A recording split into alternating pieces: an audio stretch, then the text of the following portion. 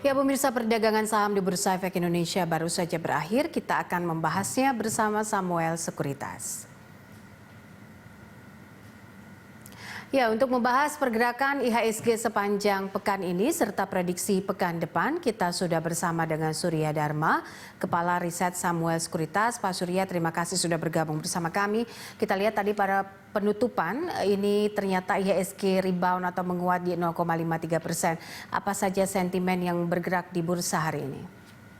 Ya, kalau dilihat kan memang peningkatan itu kan disebabkan oleh terutama ya, terutama oleh saham perbankan ya, kecuali BCA ya, yang mungkin kan masih mengalami tekanan walaupun tidak terlalu besar.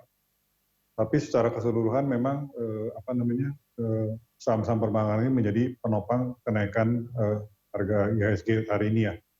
Tapi seperti yang kita ketahui juga sebetulnya kenaikan ini tidak disertai dengan net flow asing ya. Jadi net flow asing sebenarnya hari ini tuh net sell malah ya, net sell-nya cukup besar ya. Kalau saya hitung-hitung tadi sebelum tutup itu udah 800 miliaran ya. Jadi ini betul-betul kenaikan ini ditopang oleh investor dari lokal ya. Pak Surya, kalau kita coba untuk bedah dalam minggu ini, kalau Anda bisa membreakdown-nya, kemarin sempat juga terjadi pelemahan, Dow Jones juga melemah akibat bertambahnya kasus COVID-19 di Amerika, kemudian juga itu akhirnya juga cukup berpengaruh begitu terhadap bursa kita begitu. Nah, ini bagaimana investor melihat dan juga kondisi yang difikirkan oleh investor sampai saat ini? Karena kemarin juga dana asing masuk dan keluar juga cukup cepat. Memang kalau dilihat kan penurunan kemarin di AS itu kan membuat banyak investor berpikir regional bakal ikutan turun juga ya, termasuk Indonesia kan. Makanya pada waktu pagi hari sempat turun di atas 2% ya IHSG itu kan. Itu memang penyebabnya kan karena kenaikan dari IHSG juga, di samping Amerika juga yang dalam 2 minggu terakhir itu kan kenaikan cukup tajam ya. Dan di Indonesia pun dana asing itu masuk cukup tinggi ya. Jadi mungkin ada profit taking itu di situ juga. Kemudian kalau dia hubungkan dengan Amerika itu kenaikannya dapat dibilang tidak disertai dengan fundamental yang sesungguhnya sebetulnya kan. Karena kenaikan itu sudah melebihi saat COVID-19 ini belum meluas kan. Jadi indeks di sana itu udah kembali ke level sebelumnya ada COVID gitu ya. Tapi kalau misalnya di Indonesia sendiri memang belum sampai ke arah itulah. Kenaikannya belum sampai setinggi seperti di Amerika ya. Jadi masih cukup normal, tapi memang kenaikan yang cukup tajam di 2 minggu ini membuat banyak juga yang melakukan profit taking juga ya. Itu sih normal ya menurut saya. Oke, baik. Lalu kita lihat hari ini saham di sektor perbankan ini juga cukup mengalami koreksi ya. Apakah ini karena profit taking juga atau kan memang koreksi harga saham ini dipengaruhi oleh kekhawatiran investor juga terhadap masa depan ekonomi akibat COVID-19? Prediksi untuk perbankan tahun ini sih kemungkinan besar profit rata-rata dari terutama 4 bank besar itu kan akan turun ya tahun ini ya. Jadi memang itu sudah diantisipasi sebetulnya karena besarnya restrukturisasi yang terjadi kan. Sampai saat ini itu udah hampir 700 triliun rupiah yang direstrukturisasi karena COVID-19. Jumlahnya kalau saya perkirakan mungkin bisa di atas 1.000 triliun ya. Tapi itu semua kan memang sudah diperkirakan, apalagi dengan Q2 kemungkinan sih bakalan jelek ya. Tapi di sisi lain harga-harga dari saham-saham perbankan itu sudah tertekan cukup tajam kan sampai 2 minggu yang lalu mungkin ya.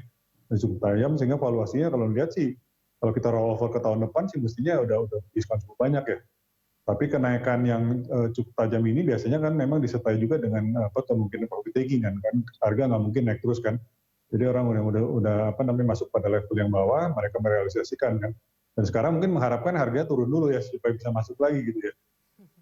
Oke, baik. Ini kalau bicara soal aneka industri yang hari ini cukup menguat, apalagi emiten yang patut dicermati untuk pekan depan, Pak Surya?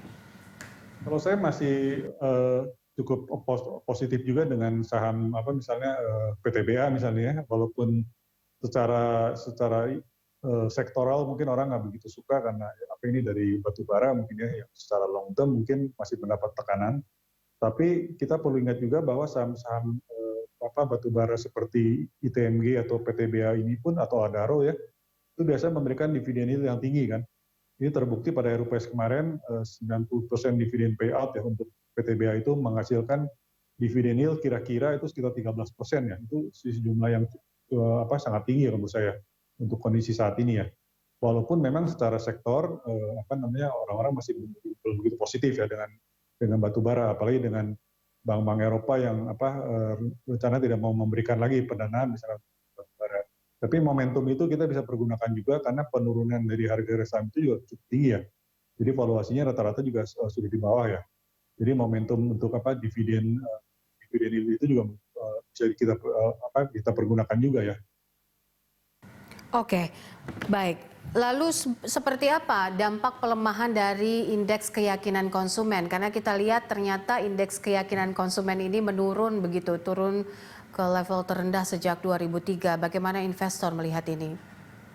Itu memang tidak bisa dihindari ya, karena PSBB ini kan dengan sendirinya kan menekan beberapa banyak faktor, banyak sektor lah.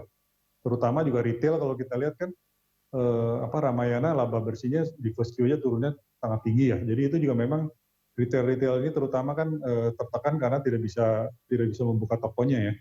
Apalagi yang toko-tokonya misalnya di mall seperti MAPI itu kan itu juga kan kepengaruh ya. Kemudian juga kalau kita lihat juga beberapa